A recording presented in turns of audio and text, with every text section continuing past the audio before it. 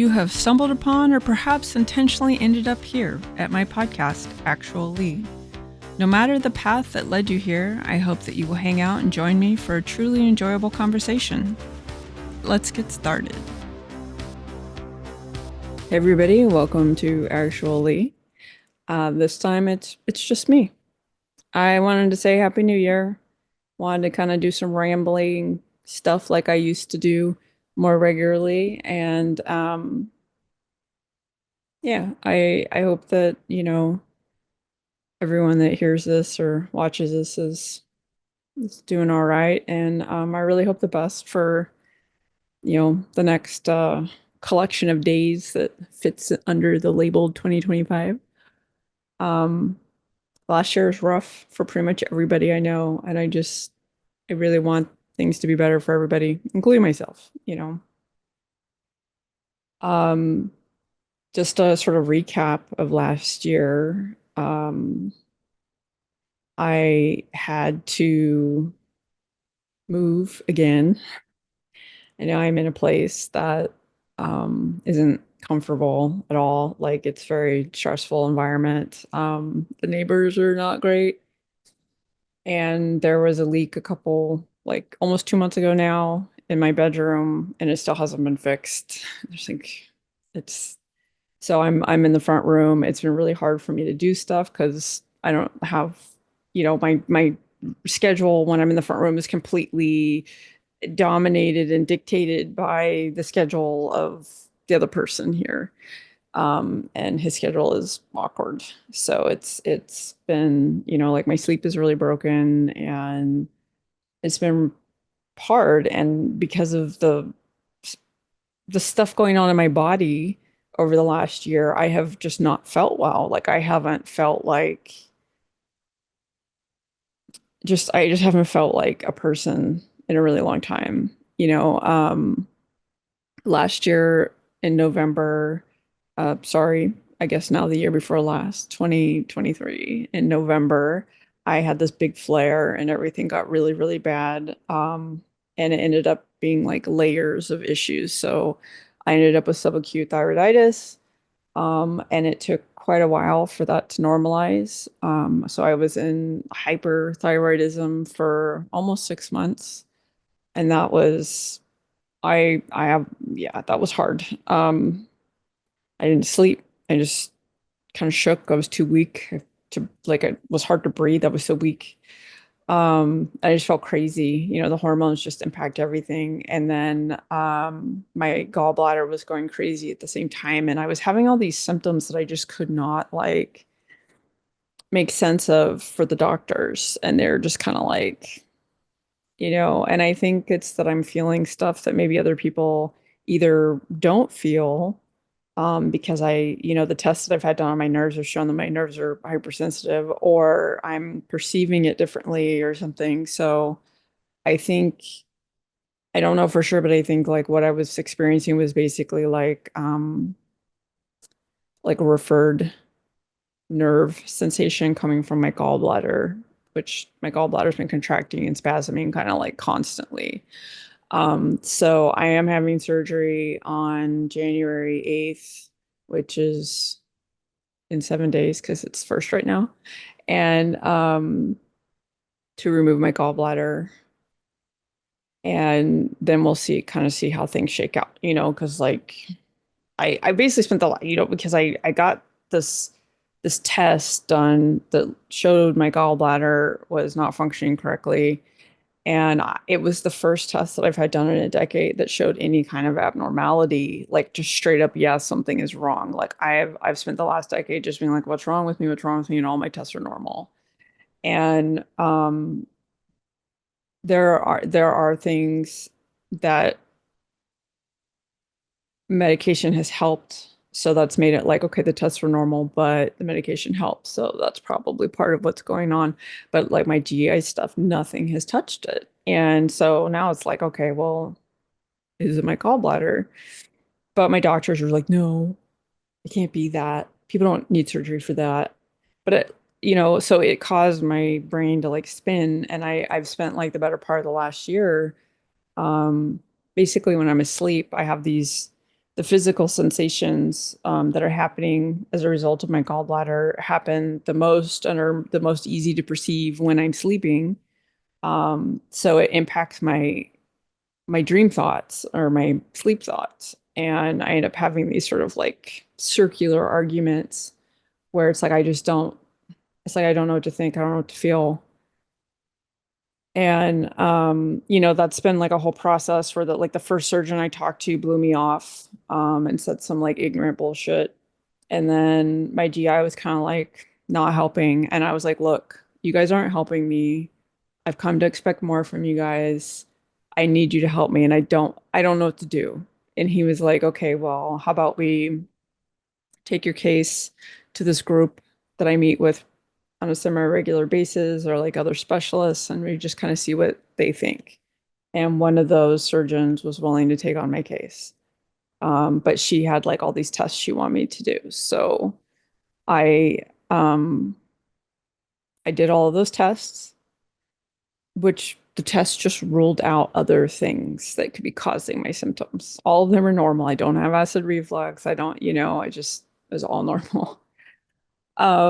I did do the acid reflux test was awful. It's not supposed to hurt, but it was incredibly painful for me. That was like a whole thing. It was awful. Like I wanted to go to the ER, but they kept being like, "Well, call us if it gets worse." And I was like, I don't. Anyway, so once those tests came back, it was like, yeah, okay, so we're gonna do this. So we're doing this. We'll see how it goes. I'm gonna get a bunch of episodes scheduled. So you guys aren't even gonna you're not gonna notice that anything happened. But that's why I didn't post for a couple of weeks, is I kind of wanted to like collect and get ready for the surgery in case it totally kicks my butt, you know. Um, and yeah, I, I've been working on making some stuff. I have been playing video games. I've been streaming on Twitch and having fun doing that. That's been really good, like socially for me, because I am very isolated. It's like, I know I like talk a lot. And I think sometimes it's hard for people to really imagine being as isolated as I am, so it's like a lot of people have routines, they go to work or whatever, they have family, there's like they see people, and I don't for the most part. There's like my housemate, and then I don't see people. Like I see my doctors. And like I go out grocery shopping only like twice a month, maybe. And that's not socializing. So, streaming helps me whisper or like did a little whistle there. Um, Streaming helps me like be able to chat a little bit. And even though it's like one-sided because I'm talking and they're texting, it helps because active listening uses like a lot of energy for me. And it like, especially if it's somebody that like is a little bit draining, it can just like wipe me out for days. So it allows me to do the social stuff in a way that is one comfortable for me, because it's more comfortable for me to socialize when I'm doing an activity. And then also in a way where I can sort of protect my energy. So um, that's nice. And it's just been nice to like game. It's like I've been gaming for a long time, but I never like got to game. It was always like I'd play a game and that would be it. Like I don't know, like a year or two would pass before I got to play another game, either because I didn't have the money or I didn't have the time or whatever. And now I'm kind of like going back through the library of things I've collected and playing stuff and kind of getting my brain around the fact that I can just do that, you know? Um, and I did reach affiliate on Twitch, and I kind of put like on my newsletter, I was kind of like, hey, if you guys have Amazon Prime, you can subscribe and it doesn't cost you anything. You just use your Amazon account, and then I get like $2.50 a month from that.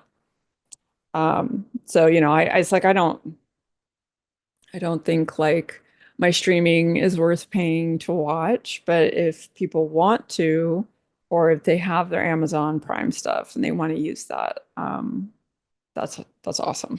You know, if I can earn enough to kind of like pay to be able to get like uh games, that would be perfect, you know.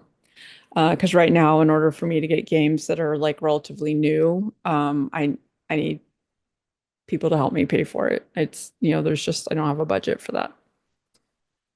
So if I could like build a budget for that with what I'm doing, cool. Um, yeah. So I I started to record earlier and then I stopped and I showed you guys some stuff and then I was like, no, I don't like this. But yeah, I made this. Taco Bell is my safe food. I get like really tired of this. It's almost like a social script for people at this point to be like, oh, Taco Bell gives people the shits. Like, I know it gives some people the shits. Oranges give me the shits, okay? And strawberries. So,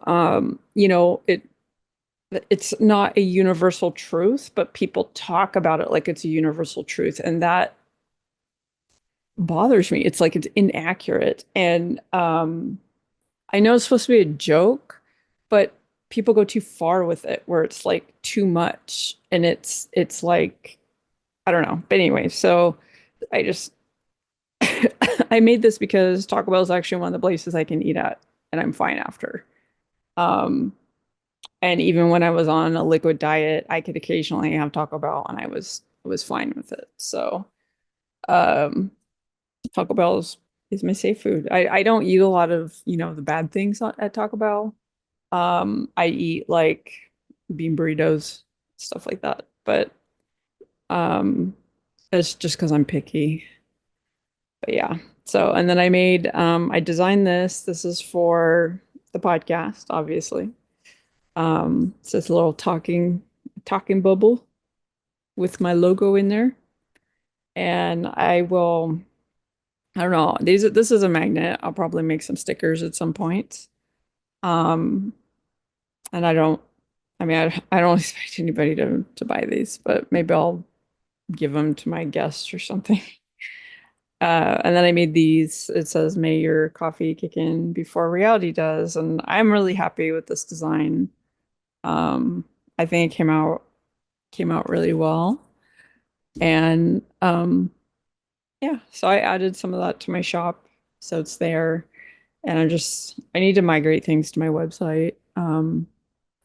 Like I put all my jewelry on my website shop, but uh I just hate Etsy. Like it's just I don't know. I mean, it's like no matter what you do, no matter what system you use, there are multitudes of middlemen who want your money. And like there's too many rules and it's so frustrating because it ruins the fun of just doing the stuff. It takes away any sense of like being productive or whatever. And when you add in like the complexity of social media and then shitification and all of that, it's like a lot. It's like I would rather just go get a job at a bookstore if my body would let me. I would do that because like then I could just make the stuff and that I like making and give it to my friends, and not have to ever think about whether or not people are seeing my stuff.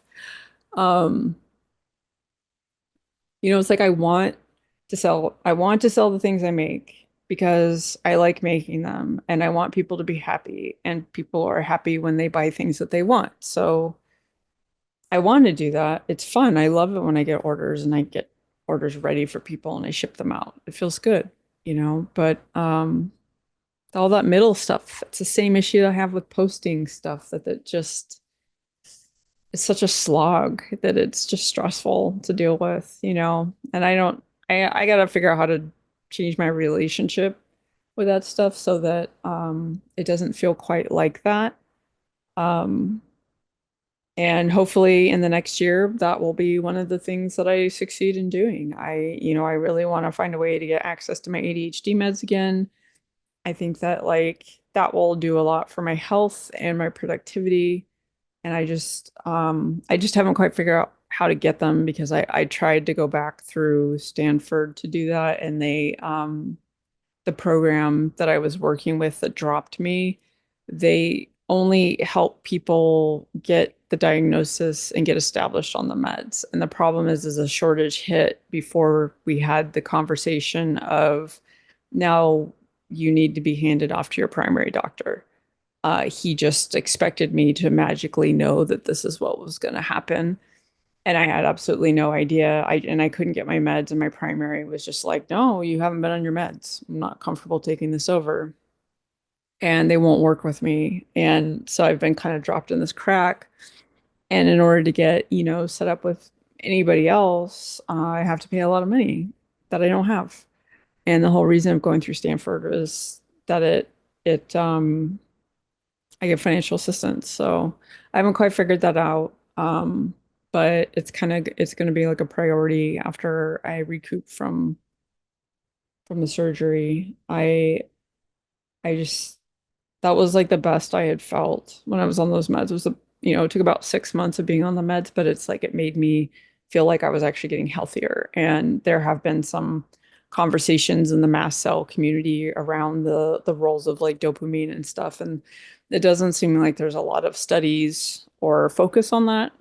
So there's not a lot of um, science there yet, but there's a lot of people who've had the same experience as me.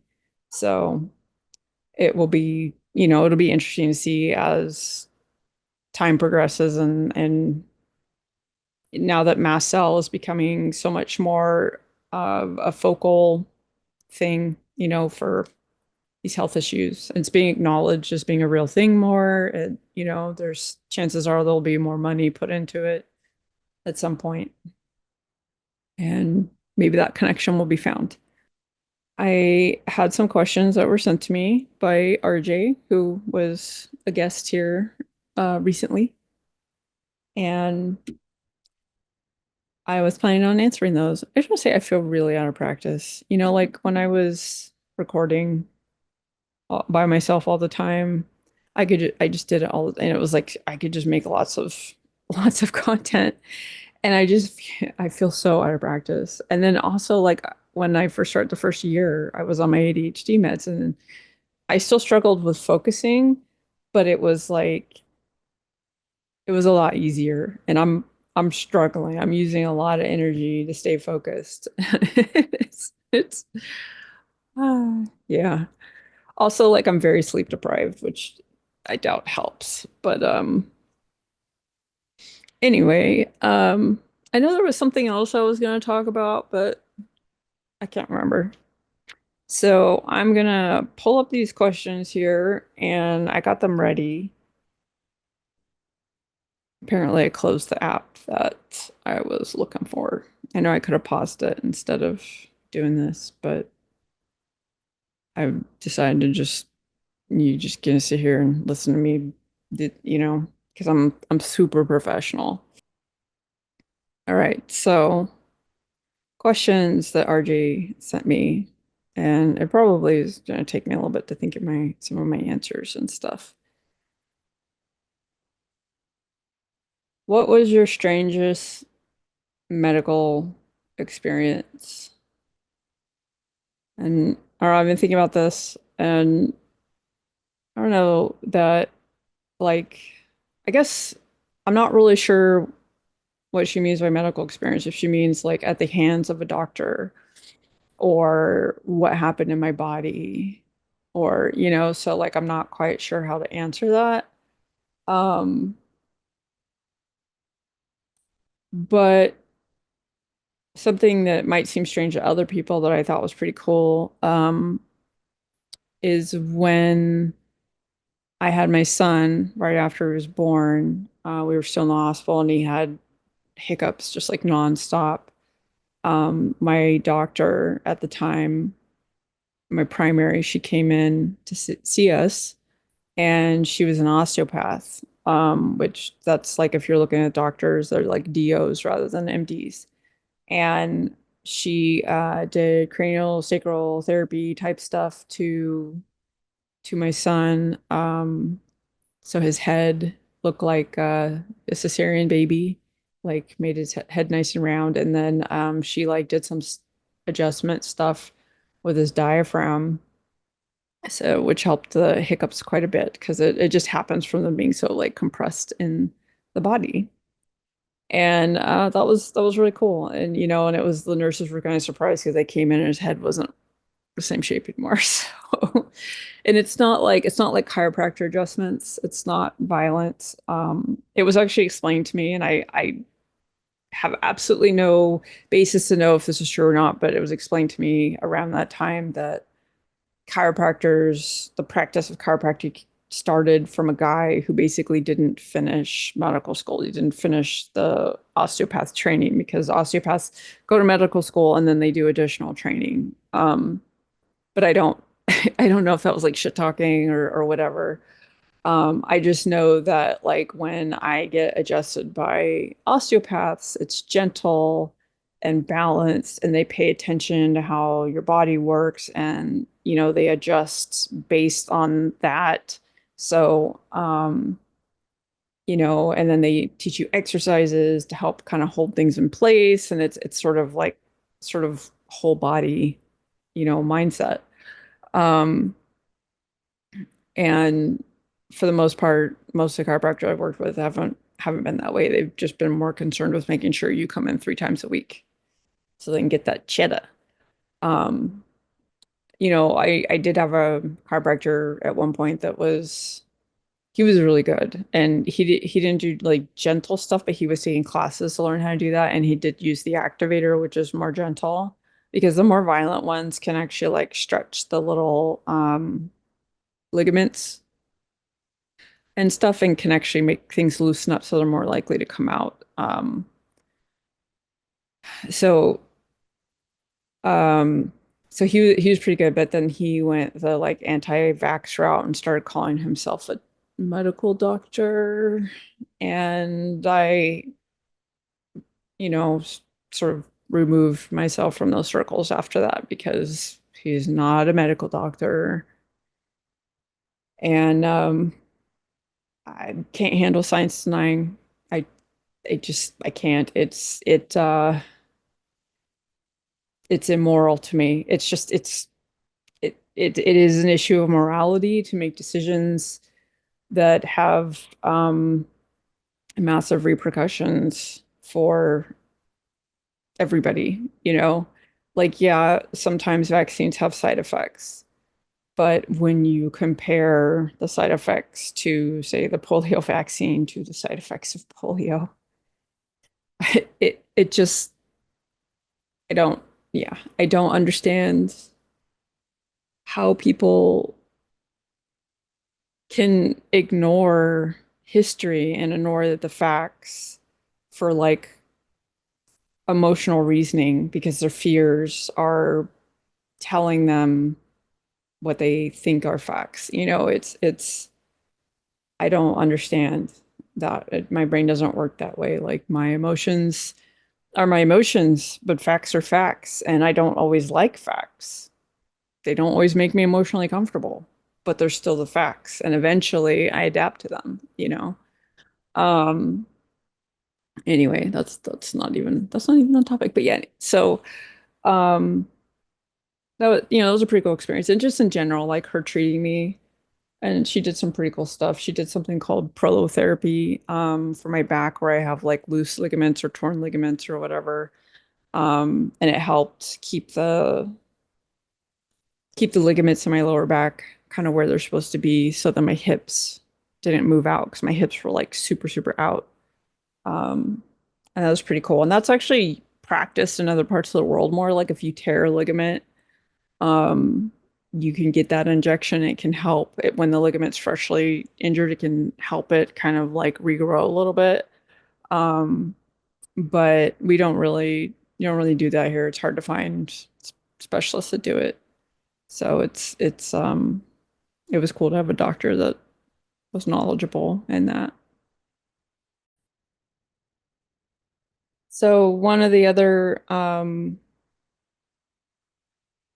questions that RJ asked was about was could you please tell me about one of the specialists you had when you were younger? Um, and the only real good doctor I had when I was younger was the primary doctor, the osteopath. And she just kind of when I went to her because I fell out of a tree and I knocked my jaw out of alignment. It was like stuck like this. And the person that did my x-ray at the hospital said that I needed someone that did craniosacral therapy to kind of help move it back in. And so they were like, you need to see like a DO. I was like, the hell is that? So I went, looked it up on the yellow pages in the phone book because there was no internet or sorry, no World Wide Web. And found one and didn't like the first one I worked with at all. Like he told me the reason why I was clenching my jaw was because I had dad issues, not because I had fallen out of a fucking tree and my jaw was out of alignment. It was weird and I didn't feel well after he adjusted me. So I was like, oh, bad juju. So I found the other doctor and she just like looked at me and she's like, well, I can fix your jaw, but you got you got a lot going on. And I was like 19 at the time.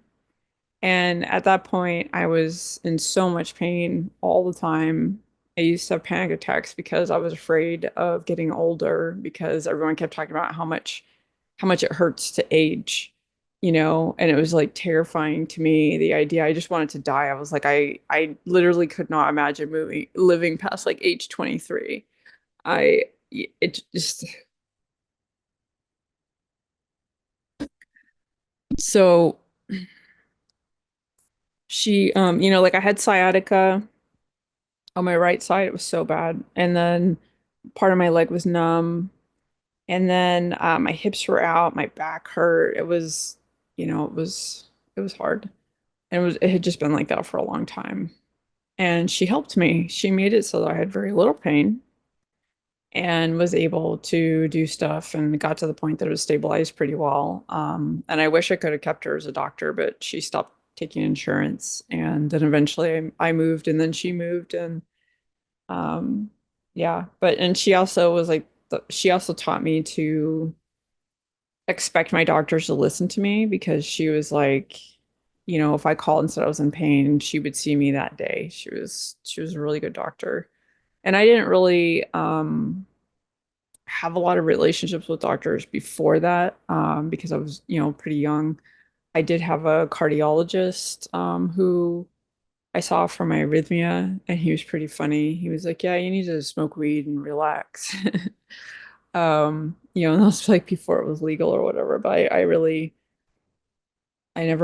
really like the way weed makes my body feel, and I always feel depressed the next day. So that was not an option for me. For relaxing for me is always being like busy, going to the gym, whatever. That always makes me feel relaxed.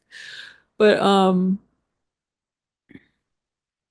yeah, and I did experience a lot of like medical neglect growing up. Um, so there's a lot of stuff that just didn't get attended to. My mom would take me to the doctor when she had to, but there was a lot of stuff that was not taken seriously. And I learned to hide my pain, like I wouldn't numb when I had dental work done. So I remember I was like, I don't know, like 11 or 12, and I had some fillings, and I was not numb. And by this point, I had already learned that being in pain was like a failing on my part. So I was embarrassed and I was afraid to tell them that I was hurting because I thought I was doing something wrong that I couldn't turn it off. So I got the fillings without any numbing. I didn't tell anybody. And it was just kind of like that, And um yeah, so once after I had the doctor, the DO, I didn't really have doctors much after that because I didn't have insurance.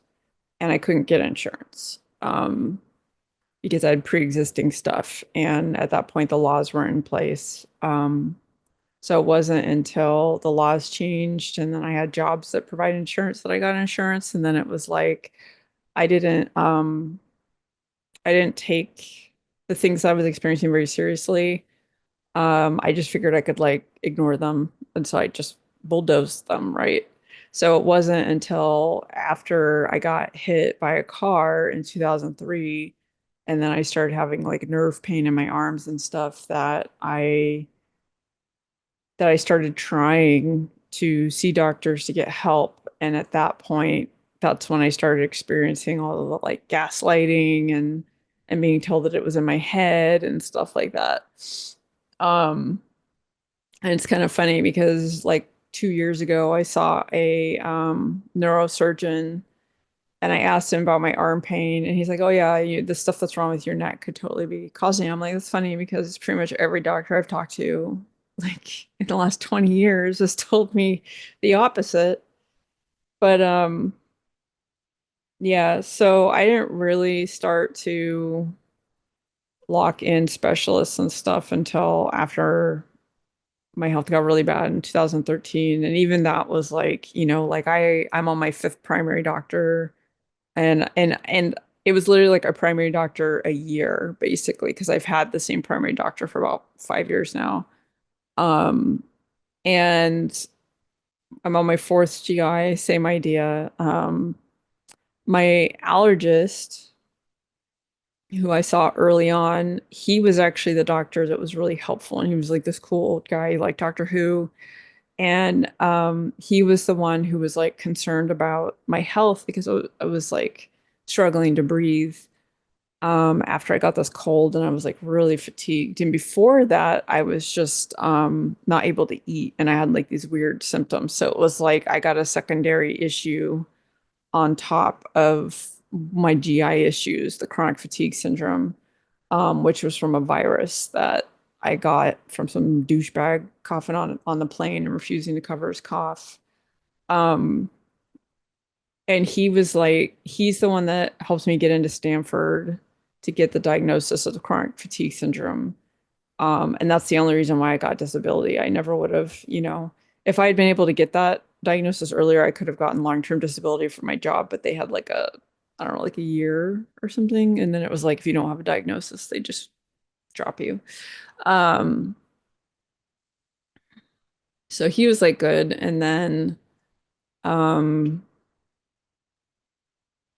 I haven't really. And he went above board. Like he tested me for like malnutrition and things that had nothing to do with his thing with his specialty because I was severely underweight and I wasn't eating and he gave me these samples of like elemental formula to help me give me something that I could hopefully tolerate and I could kind of tolerate it. It was just super expensive, so I lived off the samples for a while. And he's the one that found that I had malnutrition. I couldn't, none of my other doctors, I asked them to test me. I was like, I need to know if I'm managing what's happening to my body well, while you guys are not helping me figure out what's happening to my body. And, um, you know, yeah, so he was cool. And then it's just kind of been, I can't even, like, when I look at my doctor's list, I don't even know who they all are. There's a lot of doctors I've only seen like once or twice, and I was kind of like, okay. Um, so yeah, I am, part of the population that didn't really have access to medical care for a really long time, and my health issues are basically what happens, because I didn't start having access to healthcare until about 5 years before I got sick and went on the liquid diet. Um, and it's not like I still didn't have money to do much with it, but I didn't have those symptoms until I had those symptoms. It was like the stress or whatever, of my life was making things bad. But also if it was my gallbladder that was causing my GI issues, that's like that's a whole other thing. And I don't, if that surgery, I don't know what I'm going to do if the surgery helps. I mean, I'm going to be happy, but there's also going to be like a lot of mourning, for a decade that if I had known. But honestly, a decade ago, hyperkinetic gallbladders they weren't really even discussed then. So I probably wouldn't have been able to get help.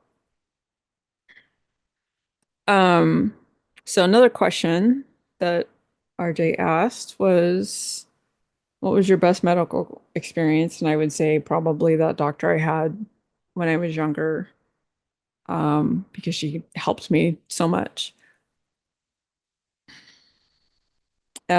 Question number four. When you woke up during your colonoscopy, how did you startle the doctor? I startled the doctor because I was laying there facing, I could see the screen, the camera view, uh, of what he was looking at. And so he couldn't see me, right? He couldn't see my face to see that I was awake. And I don't know, I don't remember what he was looking at. I mean, obviously it was inside my body, but I don't remember specifically what. But I went, whoa, that's cool. And he was just like, oh, like you're not supposed to be awake. I'm like, well, that happens. My last procedure that I got done, I woke up like early and was like, I don't remember now, but at the time, right after I remembered, and whatever it was I was talking about was really funny. Um, yeah. And then question number five is, what are some of the most interesting ways that you have been injured? Well, there's a time I fell out of the tree. Well, yeah. Okay, so I didn't really fall out of the tree. There were these trees that had like benches built around them, and I was pulling myself up into the tree, and the branch that I grabbed let go, and so I fell. The bench, it should have only been like a couple inches, but the bench gave way. And so then I fell the rest of the way, and then my jaw hit the bench and that like knocked it out. Um, so that was, and there were a bunch of people that was like when I first started dating my ex, the progenitor. And so that was embarrassing. Like I realized I probably should go to the ER because my jaw was, and my ex was like, didn't really see why they should be concerned or why they should go with me or whatever. And that, should have been yeah. But trying to think of other ways. I mean, I don't know. I've had skateboarding incidents, I've done dumb shit, motorcycle related stuff. Like I low-sided my motorcycle and it wasn't because I was being stupid. I was actually going slower than I normally would go because the bike I was on felt weird, and we were like three turns away from where I was planning to pull over to see if I could figure out why it felt weird. And it ends up like the rear shock was like locked. Um, and so I was in this turn, and the shock wasn't doing what it was supposed to. It was putting like basically too much downward force on the tire or whatever, and it just the tires were relatively new. I still had a little bit of like chicken strip that wasn't like fully scrubbed in, and I just let go when I low sided. I hit my head real hard and didn't I mean it messed me up. Like my brain was messed up for like a year. And yeah, just stuff like that. I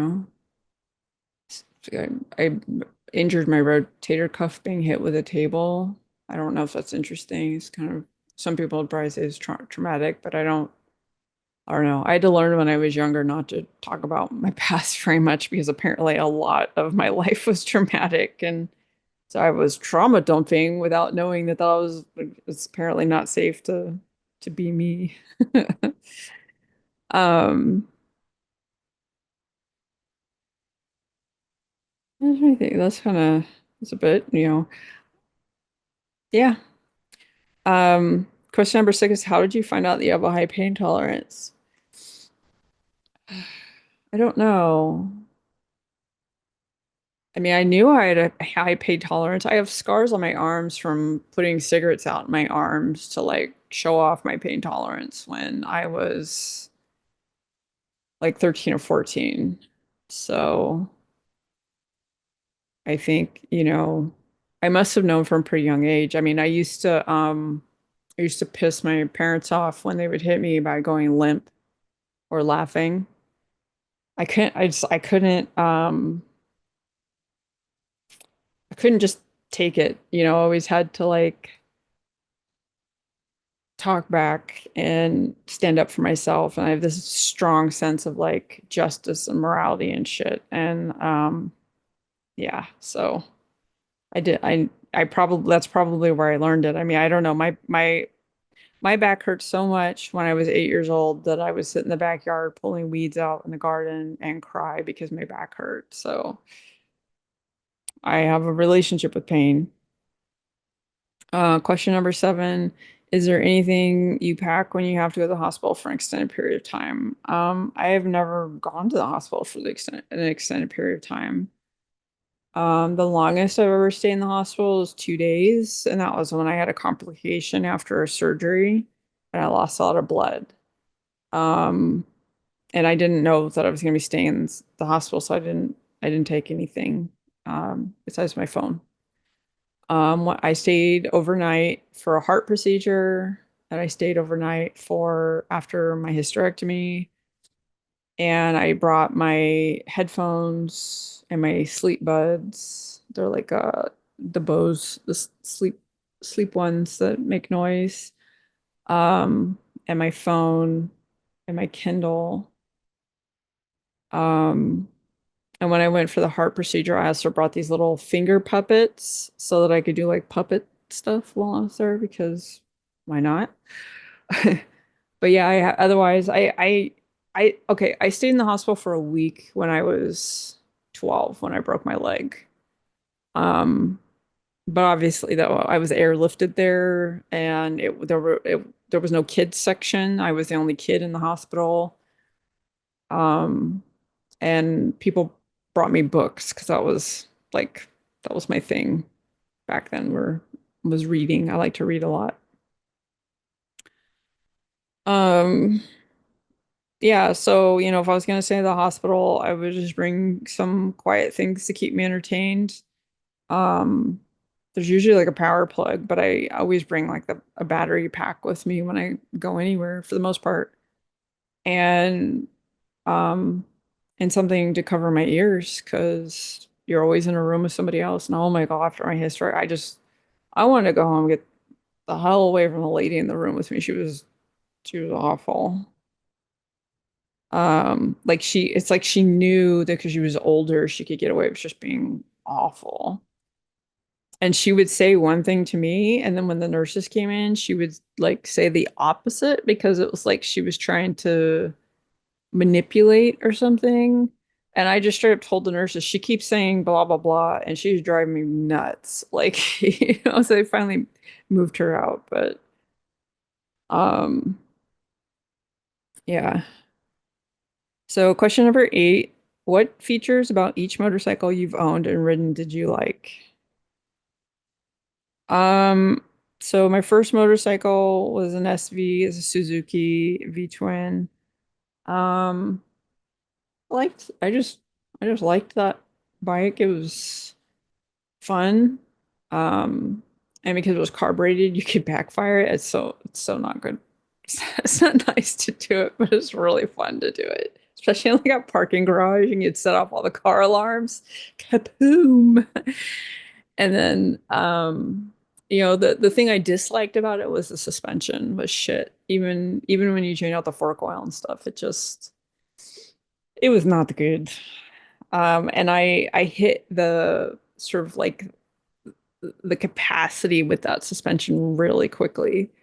Um, and the engine was great in corners, but not so good on the freeways. Like there's It's like it's good to start small, but the problem with smaller bikes is that you don't have the top end, and the top end gets you up to speed, which when you're on the freeway is really important because you want to be able to move away from a threat in any way possible. So, braking, accelerating, swerving, and some models give you all of that and some models do not. Um, so, it was I could move it around the way I needed to, and if I was at lower speeds, I could accelerate, but at higher speeds there just wasn't anything there. It's all torque. Um, the second bike that I had, I didn't really like anything about it. I got it for really cheap from the person that totaled it. I did a bunch of work to fix it up, and I didn't like it. I sold it. It was fat. It was like it didn't handle well. It was like really slow on the turn-ins, and I was so used to having the V-twin and having that kind of control and having the weight sit lower and going to like a 600 inline, there just wasn't enough torque. Plus the like high end was disappointing on it. It was just um and then my third bike was my favorite bike, which is the R1, which was also an inline, but it was 1,000 cc, so it was a big bike. But, I mean, I grew up on bikes. I put 30,000 miles on my first bike in 10 months. So I had more street miles in a year than a lot of riders get in many years because the average motorcyclist rides something like 5,000 miles a year, maybe, because these are like considered like recreational. Um, so, uh, by the time I got the R1, I was, like I wanted to get the R6, and I have like a whole story for how I ended up with the R6, but or with the R1. But the R1 was like kind of like my dream bike. It was like, when I saw it on the road, I was like, oh. So I that's what I ended up with, and I loved it. It handled really well. Um, and I did some stuff to it that made it even better. Like I changed out the brake lines, steel braided, which made the brakes better, and did a couple other things, but it just was a good bike, and the sitting position wasn't too aggressive, so it was still comfortable for long rides for the most part. And it just always gave. It was like there was so much power no matter where you were at in it. It was so comfortable to ride because of that, because I didn't have to shift all the time, and plus it just sounded really nice. I had a Vance Hines pipe on it actually, and just has the engine has a nice quality to it, and the pipe like accented that without being super loud. Gave me a little more, it gave me a little more oomph and shit too. But and then my bike after that was the ZRX 1200R, um, and I got that bike because after I started having the nerve issues, I needed something a little more upright. And I liked the bike, but the problem is it was just never comfortable. So the engine was really nice. Again, very like relaxed riding because there's always power, it had like, and it was more relaxed than the R1 was, where the R1 is really like, I mean, the R1 I could just like hit it and the front end is going to come up, as I'm shifting to get on the freeway, like really easily. And the Zero X was a little more relaxed in that you still had that power, but it wasn't so like mer. So you could be a little bit lazier with the throttle. But it was very heavy, so if I dropped it, I couldn't get it up. Not even with all the like tricks of like turning the wheel and doing the thing and I could not get that bitch up. Like, so the few times I dropped it, like it was like it'd be somewhere like where there was like gravel, and because the bike was so tall, in order to touch the ground, one foot's touching the ground, the other one's kind of up on the other side. So if I didn't have good purchase, right? Um, So, I did drop it once.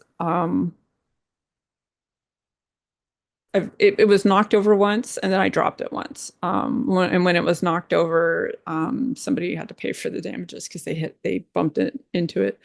But it was embarrassing when I dropped it because there were a bunch of cops there, and they just like stared at me and they went back to talking to each other. And I had to like text one of my coworkers to like come down and help me. While the cops just kind of it's like, okay, thanks, guys. Um, but I also didn't fit. I even changed the bars, the handlebars. And I was still like overextended because you'll see like motorcyclists like on cruisers or whatever, and their arms are like out and their shoulders are like rotated forward a little bit, and that's actually like really bad posture. It for a variety of reasons, but it's really hard on the body. And since I already have issues with my arms stemming from my neck, my ergonomics are very important. And the motorcyclists that are or the motorcycles that have the best seating position are sort of like the standards or sort of the cross country.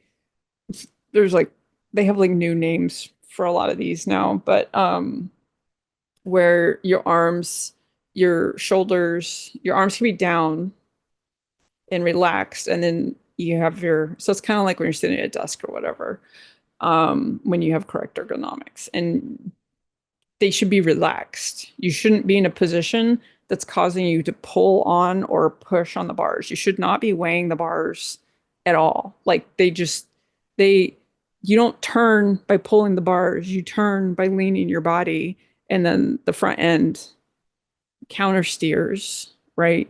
Like you kind of imagine on a bicycle, you're gonna like turn because you're not going that fast. If you were going like really fast on a bicycle, you would counter steer too, right? But not really fast.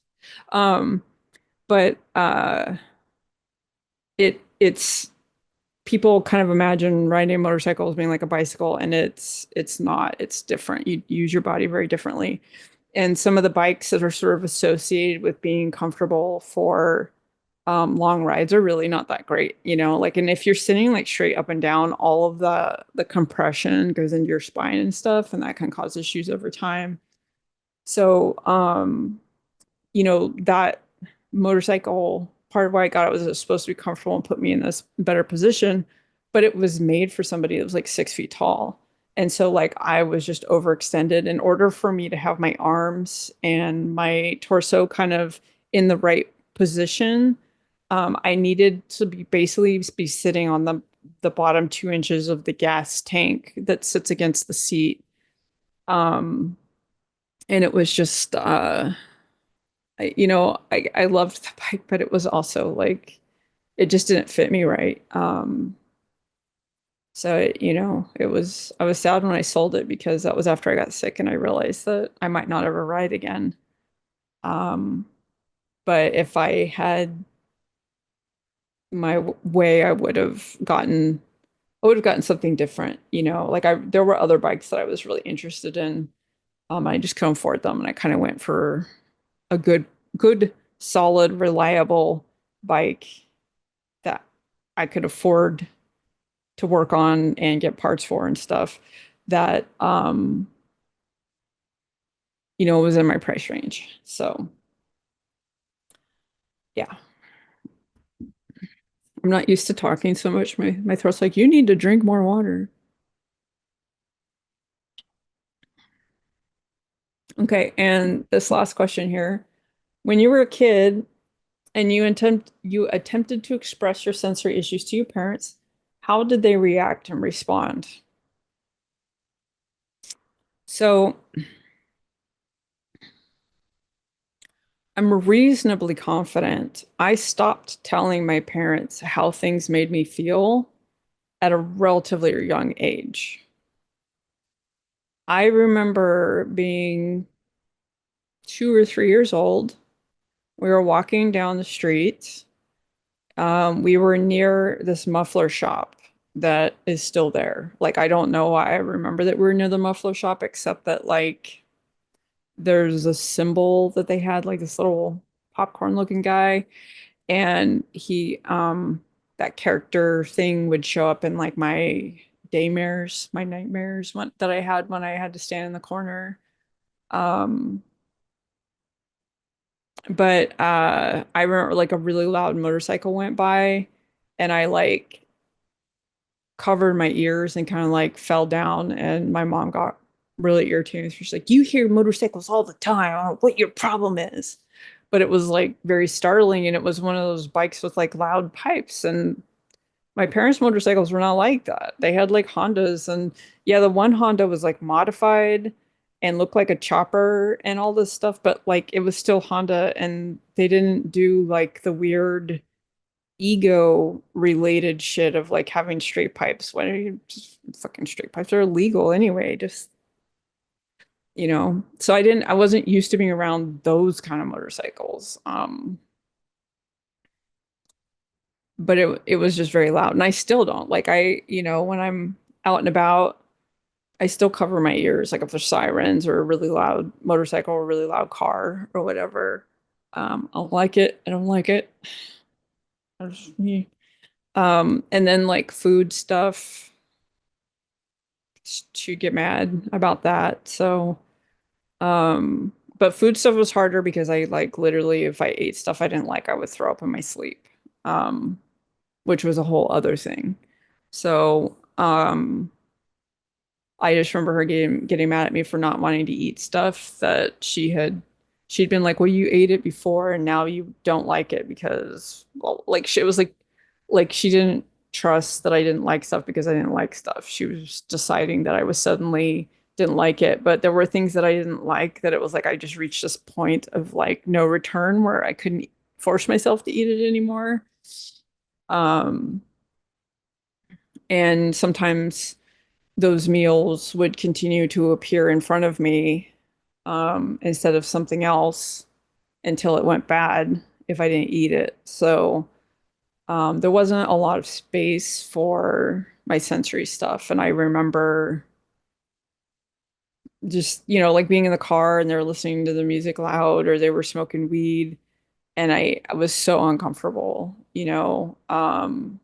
It's like the only thing I really remember like them being understanding about or my mom being understanding about, not my dad, was me getting car sick and that's because she had stories about getting car sick and so I feel like she could identify with that. Um, but I learned at a very young age to hide things, you know? And when I couldn't hide it, like I got walking pneumonia when I was 12 or so during my summer break. Don't ask me how the fuck I got that. Couldn't possibly be because my parents smoked indoors and I got chronic bronchitis all the time. But I was like, I really don't feel well. And I she took me to the doctor to get like cough meds or something because we were going on a trip and she was mad at me because she said I always got sick right before we went places. But it's like I got, all the illnesses I got were because of the cigarette smoke and stuff. So I just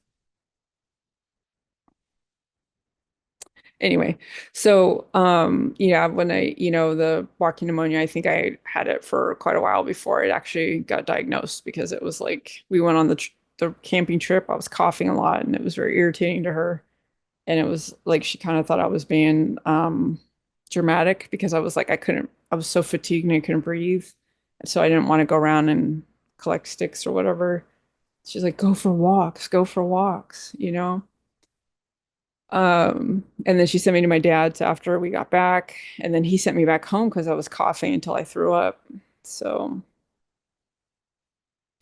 yeah, there was never a lot of space for me in that way, and it's really only been the last couple of years that I've even started allowing myself space in my own life, with myself. Like I always just tried to not bother people.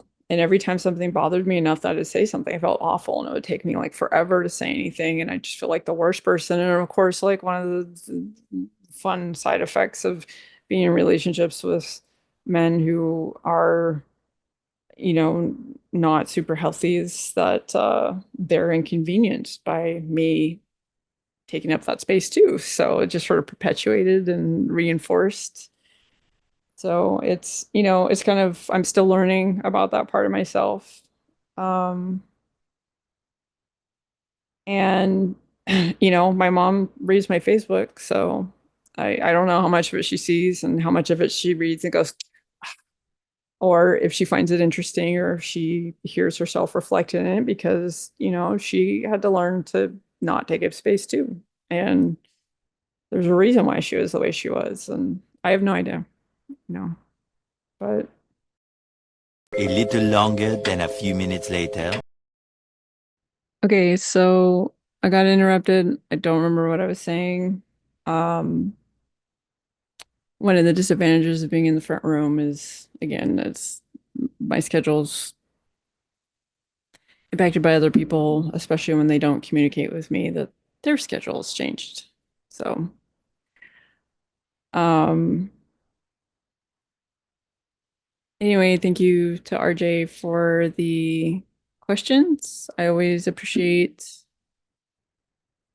getting them. They're always so well thought out. And I don't know. I don't know why it's fun to answer questions. It must be some like narcissistic aspect of being human to be like, oh, I get to talk about myself. But I also honestly have spent so much of my life where I just talk a lot that nobody ever asks me questions. They think they know me and they never really do. Like, you know. But yeah, so this is I guess the kickoff for the New Year episode. And as always, if you know anybody, including yourself, who you think should be on the podcast, let me know. I learned recently that there are people who are waiting for me to ask them. And the thing is that if I haven't asked, it isn't because I don't think you'd be good. It's because I don't know that I should ask. So, um, it's I'm spoiled for choice, and it's like there's just so many people. So, if I haven't asked, it's because I haven't focused on you, and you are absolutely welcome to reach out to me and suggest it because I will be very excited. I promise you. I know that for some people it's hard to take up that space. I'm one of those people. I'm not good at inviting myself to things, but you can do that with me. Um, and if you have any kind of hobby at all, I promise you're interesting enough. I don't think I'm interesting enough. You're a human being by default. There will be You are interesting. We all relate to each other. We're all interested in each other. And just because we have this culture of media and worship of like celebrities and stuff, we still walk around interested in each other. It's there's like this weird thing that we tell ourselves that we don't matter because blah blah blah, but the blah blah blah doesn't matter. We matter, right? And the blah blah blah technically matters to themselves in the same way that we matter to ourselves, right? And that's what I'm saying. Okay. Anyway, I will see you guys next week. If you need some body doubling or need someone to hang out with, come check me out on Twitch. I'm currently streaming on Tuesdays, Thursdays, Saturdays, 6 p.m. Pacific until bedtime, which is often like 1 in the morning. I may eventually expand that, but we'll see. I do it for fun. I'm only gonna do it more if it's fun. So yeah, and that's it. All right. And okay, bye. I saw somebody say that online and now my brain says it a lot. Like, especially when I'm playing video games, I go, okay, bye. Thank you for hanging out and listening. A huge thank you to my patrons. I could not do this without you. Want to support my creative chaos and get access to exclusive content? Check out my Patreon. Have questions and/or interested in joining me for a conversation? Email me.